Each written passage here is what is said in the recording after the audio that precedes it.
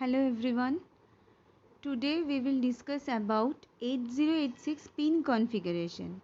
In my previous lecture we have discussed about 8086 overview and the architecture, and today we will discuss about the pin configuration of 8086 microprocessor, which is a 16-bit microprocessor.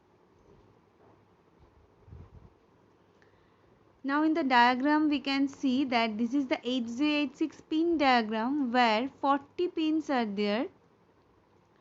First of all, in the pin number 1 there is ground, and in number 40 VCC means power supply. After that we can see that as 8086 has 16-bit data bus and 20-bit address bus, so here we can see that AD0 to AD14 means 15 pins where address bus and data bus are multiplexed, and rest of the pins like AD15 to AD19 and NMI means non-maskable interrupt. After that INTR in 19 number pin clock, and we can see that here MN/MX in 33 number pin, which is for maximum and minimum mode of 8086, which we have already discussed in our previous lecture. And okay, in the latest slides we will explain these pins and what is the work of these pins and how it will work, etc. Now first of all, Intel 8086 is a 16-bit HMOS microprocessor. HMOS means high density MOS, metal oxide semiconductor, high density. It is available in 40 pin deep chip. Deep chip means dual inline package. Dual inline means here we can see that 1 to 20, again 21 to 40 means dual inline. In both sides it will work.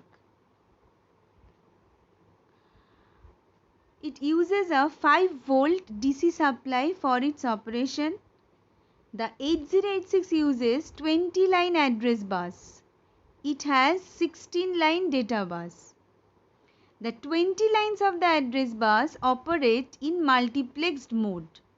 That's why AD0 to AD14 and AD15 to AD19 both address bus and data bus are multiplexed. The 16 low order address bus lines have been multiplexed with data, and 4 high order address bus lines have been multiplexed with status signals. AD0 to AD15 address or data bus.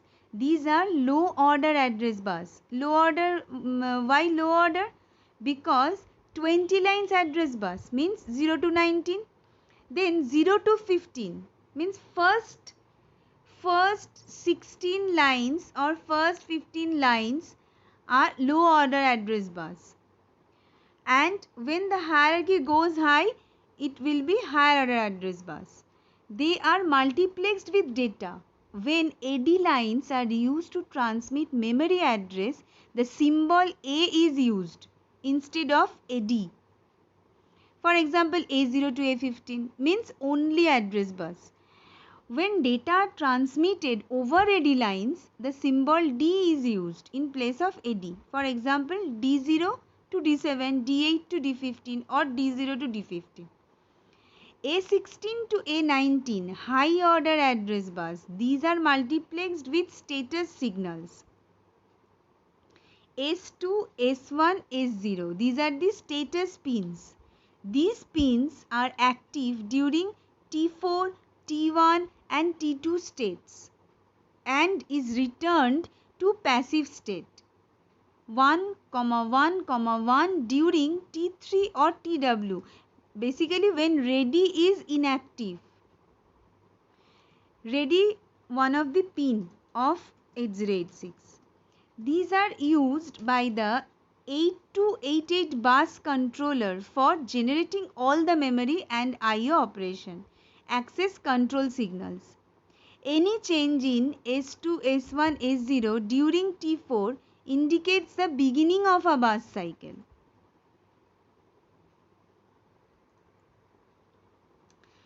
Now we can see these status pins in the shape of truth table. S2, S1, S0.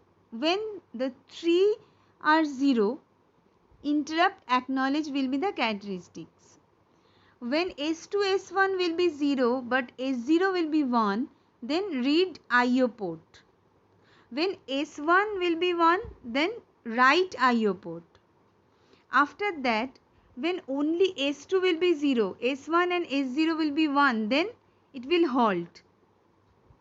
After that, S2 will be 1 and S1, S0 will be 0, then code access. S2 1, S1 0, S0 1 means read memory. If S2 1, S1 1, S0 0, then write memory.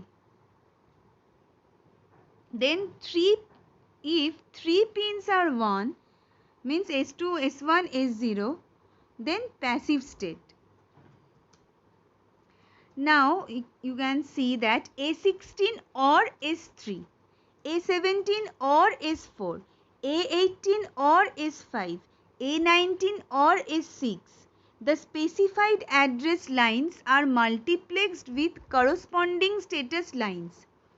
Means here we can see that high order address bus A16 to A19, these are multiplexed with status signals. We have told this. Okay, then here the specified address lines means A16 multiplexed with S3 status signal, A17 with S4, A18 with S5, A19 with S6. I think it is clear to you. After that, A17 oblique S4, A16 oblique S3, then function. Okay, A17, A16, when both are 0, extra segment access. When A17 0 but A16 1, then stack segment access. We all know that 8086 have different segment registers. Code segment, stack segment, data segment, extra segment. So when which will be accessed, here it will be decided. A17 0, A16 1, then stack segment access. A17 1, A16 0, code segment access. A17 1, A16 1, then data segment access. Okay, after that BHE oblique S7, bus high enable or status. During T1 it is low. It is used to enable data onto the most significant half of data bus, means D8 to D15, most significant. 8-bit device connected to upper high of the data bus use BHE, bus high enable. This is active low signal. It is multiplexed with status signal S7. S7 signal is available during T2, T3 and T4. Active low means when it will be low, then it will work. When it will high, it will not work. Okay. RD. This is used for read operation. It is an output signal. It is active when low. After that, ready. This is the acknowledgement from the memory or slow device that they have completed the data transfer. So it is ready. The signal made available by the devices is synchronized by the 8284A clock generator to provide ready input to the microprocessor. The signal is active high, means 1. Okay, that means that if the signal will high, then ready pin will work, otherwise not. INTR, interrupt request. This is triggered input. This is sampled during the last clock cycles of each instruction for determining the availability of the request. If any interrupt request is found pending, the processor enters the interrupt acknowledge cycle. This can be internally masked after resulting the interrupt enable flag. This signal is active high, means 1, and has been synchronized internally. NMI, non-maskable interrupt, means this is an edge triggered input which results in a type 2 interrupt. A subroutine is then vectored through an interrupt vector lookup table which is located in the system memory. NMI is non-maskable internally by software, not hardware, means any instruction or program only can interrupt this. But if it is based on hardware, then by hardware it can be interrupted. A transition made from low to high, means 0 to 1, initiates the interrupt at the end of the current instruction. This input has been synchronized internally. This also, INTR also synchronized internally and NMI also synchronized internally. After that, INTA, interrupt acknowledge. It is active low, means 0 during T2, T3 and TW of each interrupt acknowledge cycle.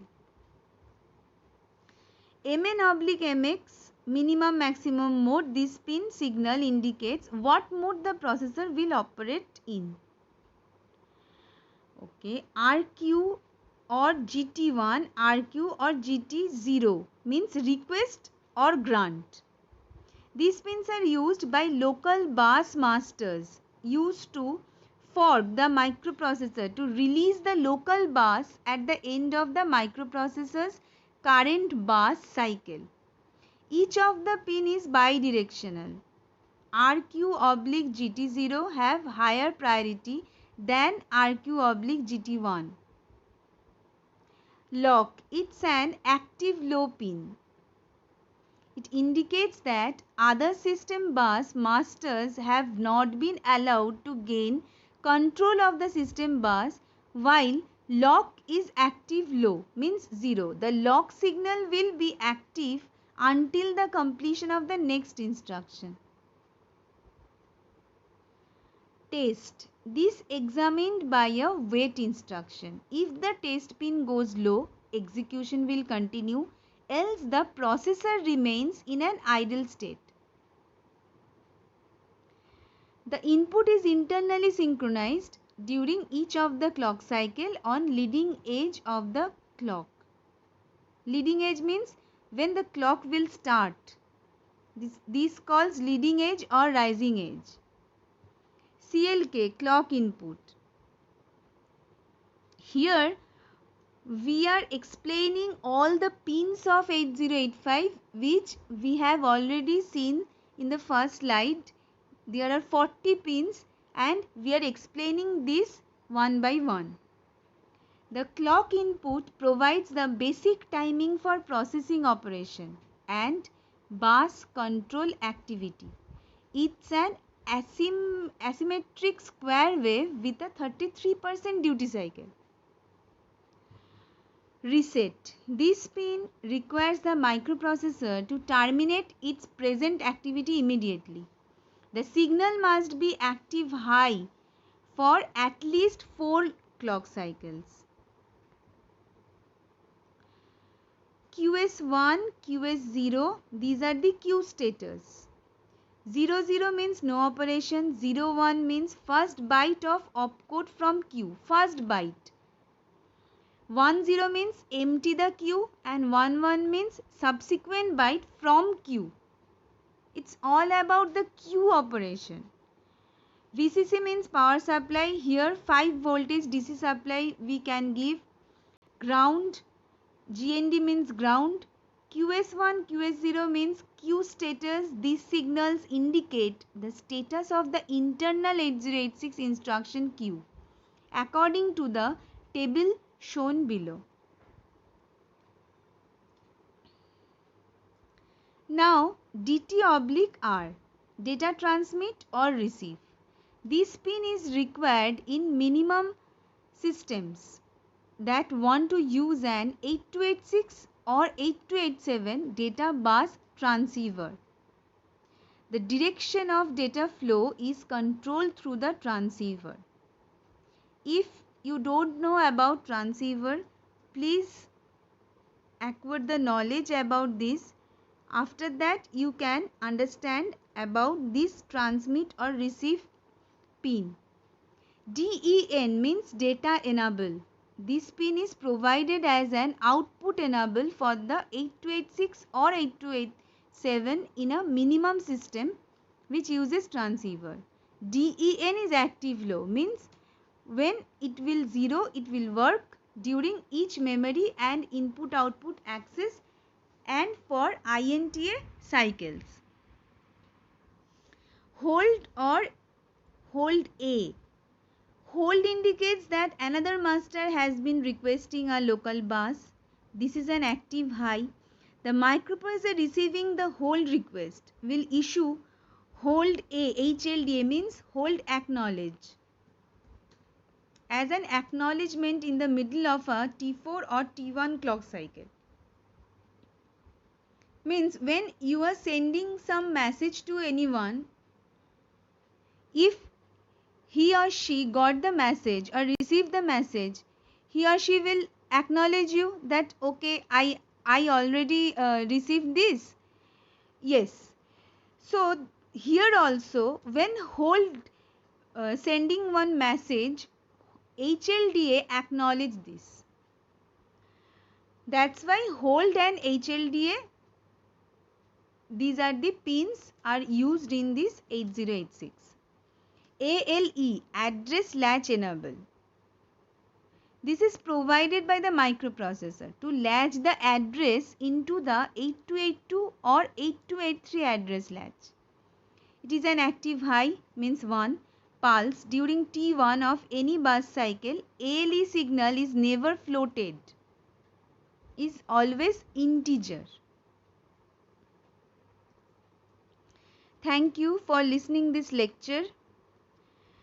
Here as a reference, I have taken Google reference, and please subscribe our channel, and in the next lecture we will discuss about the instruction of 8086 microprocessor.